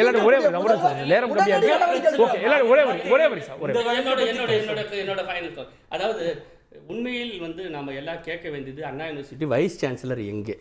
ஒரு வைஸ் சான்சலர் இல்லாமல் தமிழ்நாட்டில் 5 பல்கலைக்கழகங்கள் எதிர்கட்சிகள் அதுக்கு போராடி இருக்கணும். இந்த ஆண்டின் வீர மங்கையாக இந்த பெண்ணை வந்து புகார் கொடுத்த பெண்ணை நாம சொல்லணும். இந்த பெண்ணுக்கு மட்டும் துணிச்சல் வந்து புகார் கொடுக்கலைன்னா இன்னைக்கு இந்த இவ்வளோ பெரிய கிரிமினலை கண்டுபிடிச்சிருக்க முடியாது. இது ஒரு விவாதமாக ஆயிருக்காது. இந்த விவாதத்தை எப்படி கன்ஸ்ட்ரக்டிவாக கொண்டு போகணும் கோகுலேந்திரா மேடம் கேட்குறாங்க. இப்போ ராமேஸ்வரத்தில் எல்லா பொதுமக்களும் குளிக்கிற இடத்துல கேமரா வச்சு ஒருத்தர் எடுக்கிறான். சொந்த வீட்டில் கூட பெண்களுக்கு பாதுகாப்பு இல்லை, பாலியல் வக்கிரங்கள் எல்லா இடத்திலும் இருக்கிறது. அப்ப இது பற்றி விழிப்புணர்வு உருவாக்கணும்னா இந்த பெண்ணுடைய துணிச்சலை காட்டி இதை போல துணிச்சலாக வாங்க காவல்துறை யாரா இருந்தாலும் எந்த இடத்துல இருந்தாலும் அவர்களை அஞ்சாமல் கைது செய்யும். காவல்துறை நிச்சயமாக குற்றம் பாதிக்கப்பட்ட பெண்ணின் பக்கம் இருக்குன்றத இந்த ஒரு சம்பவம் இல்ல. இந்த பாதிக்கப்பட்ட பெண் வந்து இது ஒரு மோசமான வழக்கு. முதலமைச்சருடைய நிவாரண நிதியில் இருந்தும் விக்டிம் காம்பன்சேஷன் ஃபண்ட் 2013 இருக்கு, அதுல இருந்து 8 லட்சம் ரூபாய் வரைக்கும் தரலாம். உடனடியாக அந்த பெண்ணுக்கு வழங்கப்பட வேண்டும். இந்த அம்மையை சொல்லும்போது கூட மாவு கட்டு போதுமா அப்படின்னு கேட்டாங்க. அந்த மாதிரி வரும்போது ஹியூமன் ரைட்ஸ் கமிஷன் வராமல் பார்த்து சொல்லுங்க. நம்பர் 1. நம்பர் 2, கூண்டாஸ் ஆக்ட்ல கண்டிப்பா டீடைன் பண்ணுவாங்க. 6 மந்த்ஸ்க்கு மினிமம் அவங்கள இருப்பான், 1 இயர் கண்டிப்பா இருப்பான். அது போக இப்போ லேட்டஸ்டா வந்த சட்ட அமெண்ட்மெண்ட் பிரகாரம் போலீஸ் விசாரணையே 2 மாதத்துக்குள்ள முடிக்கணும், சார்ஜ் ஷீட் போடணும்னு பிஎன்எஸ்ல சட்டப்பிரிவு 193ல வந்துருச்சு. அது மாதிரி நீதிமன்ற விசாரணையை 2 மாதத்துல முடிக்கணும்னு சொல்லி சட்டப்பிரிவு 346ல வந்துருச்சு. நீதிமன்றம் விரைவாக முடிக்க வேண்டும். ஓகே மேடம் இறுதி கருத்து சுருக்கமான வரிகள். கோகுலேந்திரா மேடம் நான் சுருக்கமா. அதாவது இது வந்து நம்ம வீட்டு குடும்ப பொண்ணுக்கு நடந்த அநீதி. இதுல வந்து யாரும் எந்த மற்ற விஷயங்களை தவிர்த்துட்டு சுருக்கமா அந்த பொண்ணுக்கு ஒரு நியாயம் கிடைக்கணும், அந்த பொண்ணுக்கு தைரியம் கொடுத்து அவங்க படிப்பு தொடரணும், அந்த குடும்பத்துக்கு ஆறுதல் சொல்லணும். இந்த அரசு இனிமேல் இது போன்ற நடவடிக்கைகள் நடக்காமல் தக்க நடவடிக்கை எடுக்க வேண்டும். எல்லா கல்லூரி மற்ற வளாகங்களிலே நல்ல ஒரு கேமரா போட்டு, நல்ல போலீஸ் ஃபோர்ஸ் போட்டு, எல்லாருக்கும் ஒரு விழிப்புணர்வு கொடுத்து, நம் இந்த சட்டம் ஒழுங்கு என்பதை விட ஒரு தனி மனிதன், ஒரு பெண்ணுக்கு இது மாதிரியான ஒரு பாதிப்பு என்பது எல்லோருடைய இதயத்திலும் கண்ணீர் வர வைக்கின்றது. அதற்கான ஆக்கப்பூர்வமான நடவடிக்கையை அரசு எடுக்க வேண்டும். அது சம்பந்தமாக எதிர்க்கட்சிகள் கொடுக்கக்கூடிய ஆலோசனைகளையும் அரசியலாக எடுத்துக்கொள்ளாமல் அதை டிஸ்ட்ரக்டிவாக எடுத்துக்கொள்ள வேண்டும் என்று விருகம்பாக்கம் சம்பவம் போல் இல்லாம உண்மையான குற்றவாளிகளை கண்டறிந்து தண்டனை கொடுக்க வேண்டும்ன்றத காவல்துறை விசாரித்து வருகிறது. நிச்சயமாக நடவடிக்கை எடுத்து சிறப்பு நன்றி. பார்த்தவங்களுக்கும் நன்றி. தொடர்ந்து தொடர்ந்து தந்தி தொலைக்காட்சியுடன்.